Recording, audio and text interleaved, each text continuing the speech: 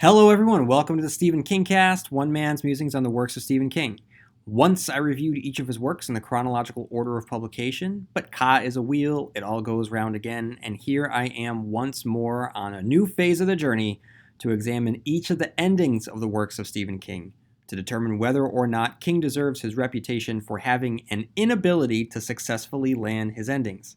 The focus of the podcast is going to be to examine the climax, falling action, and resolution of the endings to each of his novels and break it down by characters, themes, conflict, and plot to determine whether or not it meets the criteria of being an objectively good ending. I will also weigh in on whether or not I happen to personally, subjectively like the ending. And today I'm here to discuss the ending of Insomnia. Insomnia, a novel that is not widely adored by King fans out there. There are definitely a lot of detractors. However, there are a lot of supporters, and I'm one of those. So I'm going into this with some bias, and it's always interesting for me with this experiment that I have going is to see whether or not some biases that I have towards certain novels affect my view of the ending and how objective I can be on an ending. So novels that I haven't entirely enjoyed, like Cujo, I was very favorable towards the ending of Cujo because I really tried to look at it through an objective lens. And I wonder if I'm going to be able to do that with something that I just happen to adore because I love Insomnia. The last episode that I posted, it was a re-release of my original review of Insomnia because I just wanted to get that back out to everyone in case they haven't listened to it a while or haven't listened to it at all. Without getting into the objective questions that I'll be focusing on in a little bit, from just a fan, there's just a lot to love about this particular book. As I've stated before, this was the first new Stephen King novel that was published after I became a fan of Stephen King's books. So I became a constant reader. I was addicted to Stephen King at that point. Nightmares and Dreamscapes was the first collection of short stories that was published since I had become a fan. But then Insomnia hit, and it's like it was tailor-made for me. It was weird, it was wild, it was so rich with character. It was a fantastic companion piece to it, and it was only until actually much later as I went into in the full review. It was much later for the purposes of the podcast when I did the reread how much I realized it functioned as a companion piece to it. And the more I can talk about Insomnia to get that known to people that might otherwise not understand that with it, Stephen King manages to illustrate, highlight, and work within the world of a child and an adult to really showcase what life is like as a child, as an adult, with Derry as a backdrop. In Insomnia, he is able to really show us what it's like to be a senior citizen and be in the final act of your life. So between these two novels, King has been able to show us life in three distinct stages. So you get human existence with these two novels played out against the backdrop of this haunted city. And I think that is I think that's something worth talking about, and I think that's something worth celebrating. That's not to say that this novel is without its criticisms, because it certainly is, and I don't get me wrong. Just because I'm a fan does not mean that I cannot understand those criticisms, and it does not mean that I will not discuss those criticisms. Those I will definitely get into that in a little bit. But a couple other reasons why I just happen to love this book so much is, I mean, it's the role that this book plays within the Dark Tower, and the Dark Tower connections within this novel when you read it for the first time. They're mind-blowing because King was never as overt with that. as he was when he started to do this. So it was just mind blowing. And then, this is just something that, they say that smells always take you back. But for me, there's an intersection between the events of this book and my life, because the book hit in September of 95, I think it was. Um, and the novel itself takes place in the fall. And I have distinct memories of the fall as I read this novel. So it's what Stephen King does with this book. It's a beautiful encapsulation of this particular time of year, and for all of us New Englanders, it was really great. It's a great one to read in the fall, because King just really captures it. It just really blurs the realities between your life and the book. So it's a good one to be talking about now, as I record this. It's still early October. Okay, guys, I am going to put a pin in it regarding Insomnia for right now. I want to read a listener email from Dawn, who writes, I am already your biggest fan, pun intended. I just finished Paper Ghosts, which was my first podcast ever. I'm still a book reader rather than a podcaster, I guess. I went to the search tool and searched for, what else? Stephen King. I thought Stephen King cast would be appropriate. I've been a rabid reader since reading The Stand. I was about 15 or 16. I couldn't stop reading. I ingested this book and proceeded to find and consume every book I could find, often terrified, horrified, shocked, and thoroughly entertained. I am very excited to hear your take on his works. I remember writing a paper, Stephen King as Literature, in college, making the argument that our grandchildren would be learning about King in the years to come based on his impact. I fully agree. I got a C, but if I swapped names with Poe, it would have been an A. I have read and reread all of his books several times over. I'm excited to hear another's take on his works. Looking forward to looking back, starting episode 1 now. Dawn, thank you for writing in, and I hope you enjoy your journey. There's a lot of episodes out there for you. So enjoy, and thank you for writing in. Thank you, Dawn, for writing in. I really do appreciate it. And that's the only email I'm going to read for right now. But if anyone wants to share your thoughts on anything relating to Stephen King, but, if you want to talk about one of the endings that I've recently discussed, or your thoughts on Stephen King as it pertains to him being able or unable to successfully conclude his stories, write into StephenKingcast@yahoo.com. Okay, guys, what I'm going to do now, I'm going to read some iTunes reviews, because I can't do this without some help, and I do ask for help out there on the iTunes world. So we have Matt Butt Willie, who writes, 5 stars, fantastic. A few years ago, I heard about the Dark Tower, then learned about the King universe. Since then, I've read every book that associates with the Dark Tower. It was great, but I wish I had someone to go over those Easter eggs I found, or the ones I did. Well, I found this podcast. Absolutely fantastic, and can't thank the host enough. Obviously politically left-leaning on his opinions, but I can look past that. Thank you, Matt Butt Willie. I do appreciate that. Yes, I do lean politically left.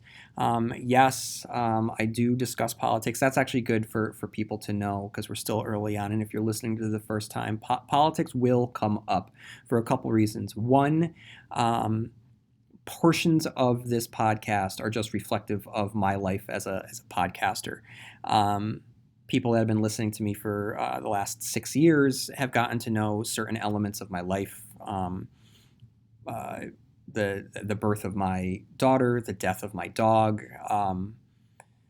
being able to publish some short stories of my own. So there's been an invite into my life to a certain degree. And in doing so, I will discuss politics here and there. But it's not as if it is devoid from the purpose of this podcast. This is a podcast designed analyzing the works of Stephen King. Stephen King himself is a very left-leaning, politically minded individual who uses his platform to, push liberal agenda. He has a means to share his opinion with the world.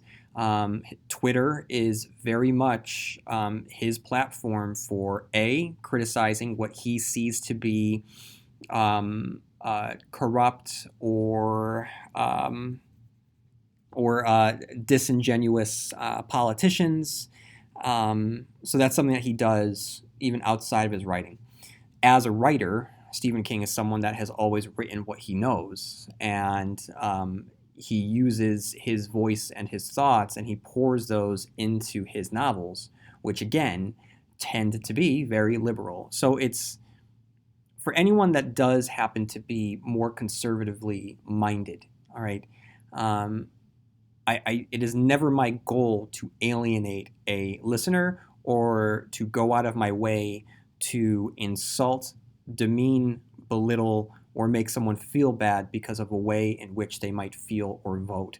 Um, I have stronger opinions on that, and understandably, the world in which we live currently, from a political standpoint has never been more divisive. With the advent of 24/7 news channels, social media, and like the sports team based mentality of siding with your political party, it's very, very difficult to have nuanced conversations without the emotions being brought to the conversation. So I do appreciate anyone that continues to listen to this when I am so, at times, very outspoken in my beliefs, which happen to be most of the time critical of our current president and those with whom he works. So it's a long way of saying for Matt But Willie and others out there, thank you for listening, despite the fact that you and I do not share certain beliefs. I appreciate that you come back every week, and you're not the only one that has written in recently discussing that. Then we have Knee Plus Ultra 123 who writes, while I love the insights that the podcaster provides on King, it's oftentimes very distracting and irritating when his dog is making noises during the podcast. In one episode, I kept hearing an odd noise. It was about midway through the podcast when he mentioned that his dog was sleeping in the room. It might be a good idea to put the dog outside or at least out of the room while podcasting. Again, great work, but the sound quality at times leaves much to be desired. If the content wasn't so good, the sound quality would bring this down to a 3. Correction. The dog is heard sleeping, snoring in more than one episode. I really don't understand why the podcaster wouldn't realize the sound can be picked up by a mic. He had to change my original review from a 4 to a 3. This is such a simple fix. So I do appreciate the honesty from Net Plus Ultra 123, which goes back to something that I had just mentioned. I am not a professional podcaster. I have not invested a lot of money into this particular operation. What I have done is invest a pretty significant amount of time, which as the years go by, I have less and less as.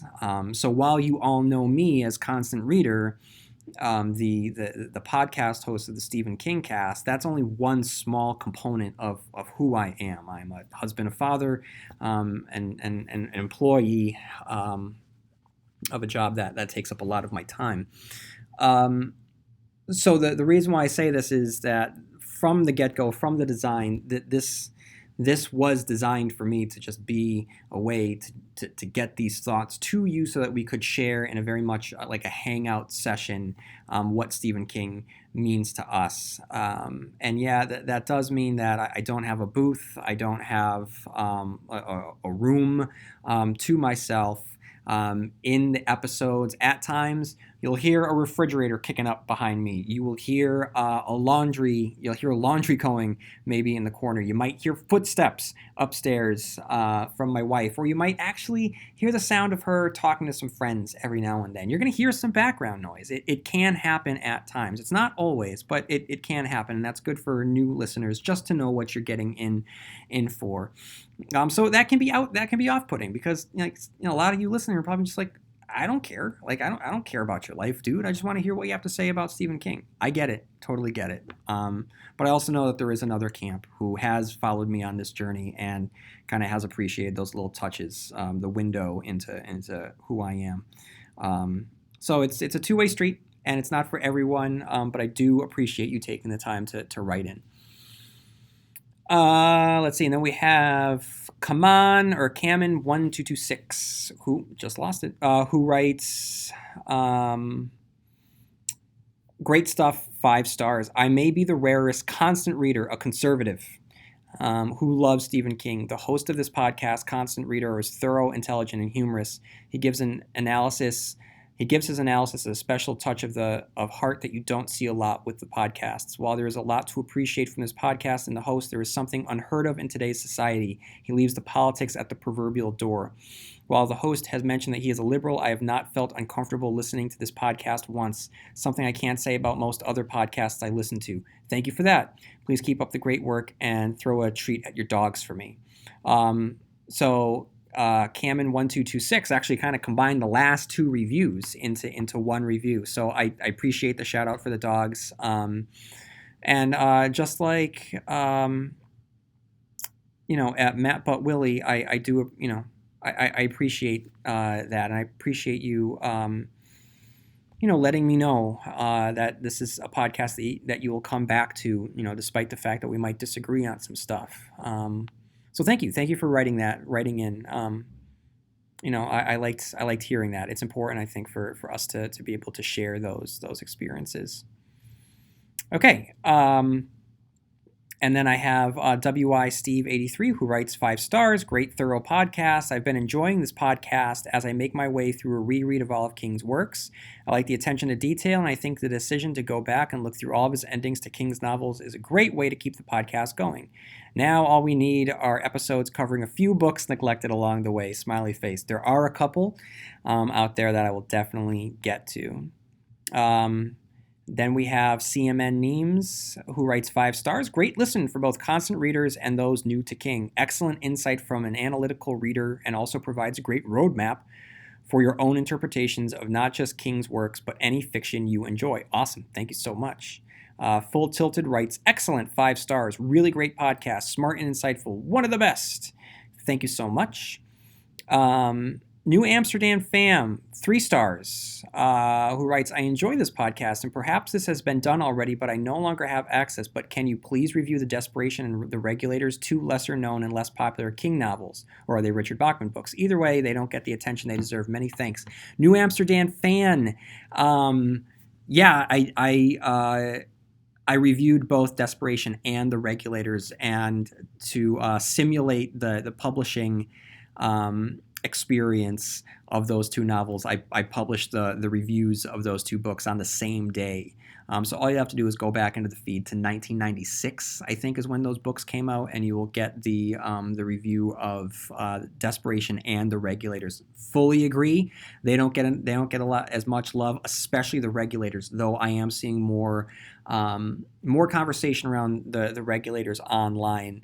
In the Twitters when we talk a little bit about King. It is a shame, a travesty that it has not been adapted into a movie or a TV series, because the surreality within the Regulators would make for an incredibly captivating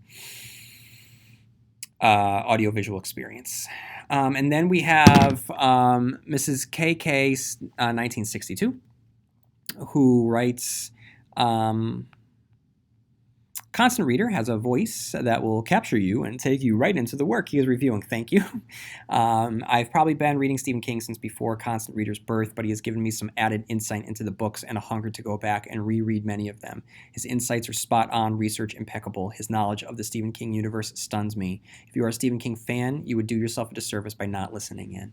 So thank you, everybody, for writing in. I really appreciate it. I can't do it alone. So if you do have some time on your hands and you have appreciated listening to the Stephen King cast over the last 6 years, do me a favor and just write in a review to iTunes. It would really, really help me out. Thank you, everybody. Okay, that's enough of the plugs. That's enough of the reviews. Let's get to Insomnia. Before I get to Insomnia, let me read a Wikipedia summary so that I have a basis upon which I can discuss my analysis. The story is set in the fictional town of Derry, Maine. Retiree Ralph Roberts encounters his formerly good-natured acquaintance of Ed Deepno at the local airfield. Ed is aggressive and swearing obscenely at a driver he accuses of secretly transporting fetal tissue from abortions. Some months later, Ralph, now a widower, encounters Ed's wife Helen, who has been badly beaten by her husband after having signed a pro-choice related petition. Months later, Helen leaves Ed and hides at a women's shelter. Ralph begins to suffer from sleep maintenance insomnia, waking earlier each night until he is barely able to sleep an hour each night. As his insomnia develops, Ralph begins to see things invisible and intangible to others, colorful manifestations of life force surrounding people, and diminutive white-coated beings he calls little bald doctors based on their appearance. He gradually concludes these are not hallucinations, but genuine things present on a different level of reality. He realizes that Ed Deepno also sees those things. Ralph's friend Lois Chase admits to him that she too has recently begun seeing auras which she can interpret. Ralph and Lois encounter two bald doctors calling themselves Clotho and Lachesis, who act with dignity and free people from life when it is their time to pass away. A third bald doctor, Atropos, is a crazed rogue who seems to delight in disrupting lives and prematurely ending them. Ralph and Lois learn that life is largely governed by the purpose and the random, forces or entities which are not enemies so much as opposites. Ed Deepno is one of the few rare beings who is not assigned to either force and can therefore greatly change existence. Ralph and Lois learn of the Crimson King, a shape-shifting higher dimensional villain who feeds on fear and grief and craves chaos to rule over. The Crimson King has sent Atropos to manipulate Deepno as part of a plan to upset the entire order of the universe. Unable to intervene directly, Clotho and Lachesis, agents of the purpose, give Ralph and Lois insomnia to help them gain, perceive, and even access other levels of reality so that they can defeat Atropos. The benign bald doctors say these levels can be imagined as beams of a skyscraper, and Ralph has a vision of the Dark Tower, a representation of the multiverse. Well-known and controversial pro-activist Susan Day is due to talk at the Derry Civic Center. Lois and Ralph see the building shrouded by a black aura, signifying a dark future. The Crimson King has been provoking Ed's feelings regarding abortion, turning him into a violent and paranoid fanatic. With a small plane containing C4 explosives, Ed intends to make a kamikaze attack on the Civic Center during Susan Day's speech, killing her and everyone within. Lois and Ralph are resentful at being manipulated by outside forces, but decide that they must prevent the attack. Allies of Ed Deepno set fire to the shelter where Helen has been staying since leaving him. Ralph and Lois save the residents, then seek out Atropos. Ralph overcomes the malicious being, extracting a promise from Atropos that he will not interfere with him and Lois, knowing the little bald doctors are bound to their promises. Once released, Atropos torments Ralph with a vision of a car impact in the near future that will take the life of Helen's young daughter, Natalie Deepno. Her death will be retaliation for Atropos not being able to interfere with Ralph. Ralph tells the benign bald doctors that he will not stop Ed Deepno unless they allow him to save Natalie Deepno later, offering his own life for hers. A higher level entity briefly manifests, causing awe in Clotho and Lachesis as it declares that Ralph's terms are acceptable. He and Lois learn that almost all of reality has stopped to watch the events unfolding, as the success or failures of Ed's attack could affect all of reality. The Crimson King's true target is not the speaker Susan Day, as they had imagined, but a boy from the local shelter who will be in the audience. Patrick Danville, a young artist, prophesies to one day play an instrumental role in preserving the Dark Tower and thus the multiverse, and aiding in the defeat of the Crimson King. The Crimson King has repeatedly tried to end the life of a Messiah, but in Derry, a place of convergence, this is now possible. Ed Deepno takes off in his plane and Ralph fights him on board. The Crimson King manifests to prevent him from interrupting Ed's mission. Ralph succeeds in causing the plane to crash some distance away from the center, surviving by shifting himself to a higher plane of reality before impact. Returning to his proper place in reality, Ralph and Lois fall in love and get married, gradually forgetting their adventures with the little bald doctors. In an epilogue taking place some years later, Ralph again starts experiencing insomnia. He once again sees auras and eventually remembers his adventure at the promise to exchange his life for Natalie's. He arrives in time to see the car from his vision appear and veer towards Natalie. Ralph pushes Natalie to safety, losing his own life in the process. He dies peacefully with Lois at his side as Clotho and Lachesis watch over him. All right. Let's talk about everything from Ralph in the plane to stop Ed before he blows up the Civic Center. Everything from that point onward, I would constitute as the ending. So in order to talk about endings, what are the criteria for a good ending? Does it provide an appropriate conclusion to its characters that is consistent with the characters' actions, conflicts, and themes of the book? From a character standpoint, absolutely. For Ralph, it begins with death and it ends with death. So for Ralph's perspective, yeah, it's very consistent. However, if you look at it through the eyes of Lois, it's kind of a bummer. She kind of becomes relegated to a real peripheral character by the end. And it's just sad. It's a tragedy for Lois that she falls in love again. She's able to have this second life with Ralph, but it's taken for reasons that I'll get into are vague and possibly unnecessary. But it is hard not to fall in love with the characters from this book. You love Ralph, you love Lois, you love these characters. So for the way it ends with Ralph dying by car crash, which again is haunting, knowing what really happens with Stephen King a few years after he writes this. It's very, very fitting. So yes, I believe that this fits criteria for a good ending. Big question here, does it successfully wrap up the plot? Specifically, do the events build upon one another with consistency? Yes and no. By design, we don't know much about the full reason behind the Crimson King's motivations here. Patrick Danville isn't so much of a character as he is a plot device. So as a plot device, if he is the motivation for the Crimson King, then by saving this plot device, it works. For people who are frustrated at the lack of detail around Patrick, I get it. But King is doing something different here. He's not creating a story that has a neat beginning, middle, and ending. Because of its relationship to a larger body of work, much like the realities within the Dark Tower universe itself, the edges separating the stories are bleeding into one another. So we don't get explanations for the Dark Tower, for Roland, the origins of the Crimson King, etc. However, the execution is the realization of the author's intent, and spoiler alert for the Dark Tower, there is an explanation that comes in Book 7. Whether that's satisfactory to the readers, the Calvin Towers, will be up to each individual. But for Insomnia, because the novel is so focused on Ralph, and we meet him as his wife dies, and we see him grow in the year that follows, all leading to a death on his own terms, the plot that is established serves him well. It's hard to talk about this much more without getting into themes, which we'll talk about in a second. So that was the yes. As the plot treats the characters, the novel works. As the plot wraps up the conflict, yes. However, what King does in this book is create a fantastical magical property and a series of magical properties that unfortunately exist without much in the way of rules. Because of this, King can basically write whatever he wants without it making much sense in the overall plot. When an author writes his characters out of a jam through the involvement of an external force, it's what the English majors of the world calls deus ex machina, and it's a problem here in Insomnia.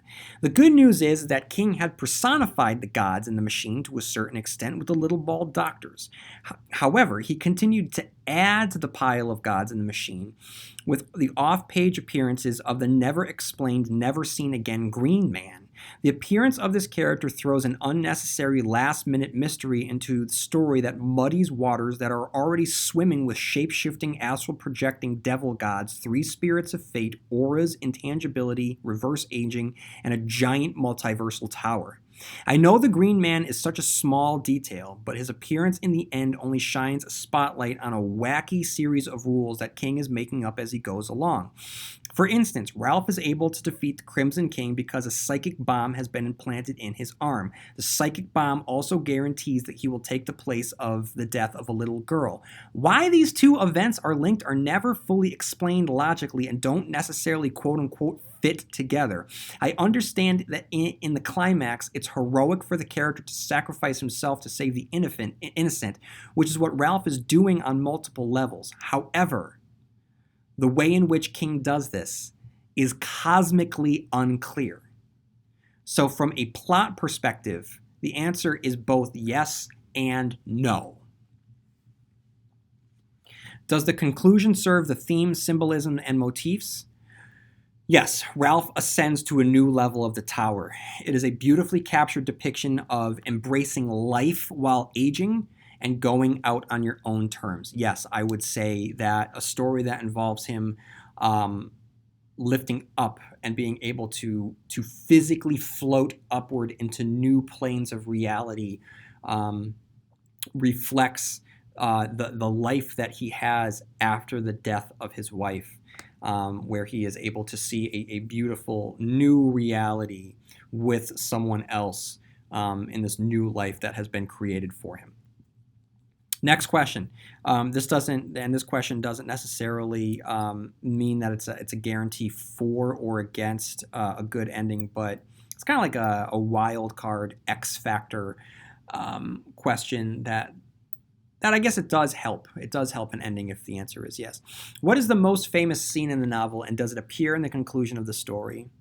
I mean, I guess, are there any famous scenes in this novel? It's just not a famous novel. But if I was to choose one, it's Ralph and Lois going under Atropos's tree lair, or the magical plane ride, which does take place in the ending. Are there other factors that we need to consider? Like I said earlier, by design, it is tied into the Dark Tower. And I won't get into too much of that there, but that is a new component to the phase of Stephen King at this series of his writing, where he starts to be more overt in his connections and starts making those links much, much, much more apparent. This is a wild and imaginative story. Gone are the days of very simple premises like haunted house, family stuck inside, rabid devil dog trapping family inside car, vampires come to town. There's a lot going on with this, and King seems more interested in really exploring the characters, like I said, against the backdrop of this fantastical reality, rather than really just exploring the reality itself, which, I'm fine with. I mean, from a character standpoint, the book is beautiful, and it's because of the character work that you're able to care about what occurs within the novel from a plot and conflict and theme standpoint. Okay, two questions. Do I like the ending? Do I like the ending? Yo, I love the ending. I love the ending to this book. The plane ride is crazy stupid. Ralph's sacrifice is tragic, and it gets me because you care so much about Ralph. Yeah, I'm into it. I mean, and the Dark Tower drop is an all timer for me. So for all those reasons, I love the ending of this book. But I'm not really here to talk about whether or not I like the ending. I'm here to talk about whether or not it's a good ending. Okay, so the question is it a good ending? So I spent a long time in this episode talking about the plot and how, from a plot perspective, when we're wrapping it up, it kind of falls apart. And you know what, guys? Because the rules are fast and loose within this novel, and because things happen without real validity, and because I was able to point out a number of flaws within the ending of the plot. If you do not feel as though this is a good ending, I agree with you. I like this ending, but I wouldn't consider it a good ending because the plot is too loose. So you know what, guys? This does not get a vote of a good ending. It's an ending I like, but it's not a good ending. So far, I like 23 of 23 endings, and 20 out of the 23 endings are what we have objectively stated are good. Okay. So that is Insomnia. If you have any thoughts on Insomnia, write into StephenKingcast@yahoo.com. Only thing that I have left to say is, if you are not reading The Immortal Hulk by Al Ewing and Joe Bennett from Marvel Comics, please do so. I had been pushing off on reading this for a while, but I got into it last week, and I soaked up all 37 issues. This thing is amazing. It is the heir apparent to Alan Moore's Swamp Thing, and I really give props to Marvel Comics for putting it out there, because it is very dark, very gruesome, very horrific. There's some body horror stuff that occurs in this with images that are really, really haunting to be published without mature warning, or I mean, when Swamp Thing was created, it launched the Vertigo line, but this is just being published. It's great. It's fantastic. It's really, really, it's a wonderful horror story set within the Marvel universe, really examining the Hulk as a monster, and not just a monster, but with ties to hell. Really, what it comes down to. I don't want to go so far as to say that he's a demon, because it isn't presented through the lens of Christianity. But Al Ewing is doing some really amazing stuff. And Joe Bennett is just killing it on the visuals. So if you want a really good Halloween read, you're not going to do much better than Immortal Hulk. Strongly recommend it, guys. It's really, really good stuff. Okay, guys, and that's all I got. So if you have anything that you want to say, write into StephenKingcast@yahoo.com. And next week I will be back for Rose Matter. Or next week, yeah, right, that's going to happen. I'm sorry, guys. I since late August, things have gotten really, really busy, and I was able to carve a little bit of time out this afternoon, which means that I get to do this episode. I don't know when the next episode is going to come, but whenever it is, I'll see you there. So may you have long days and pleasant nights, and I'll see you here next time where MOON spells Stephen King Cast.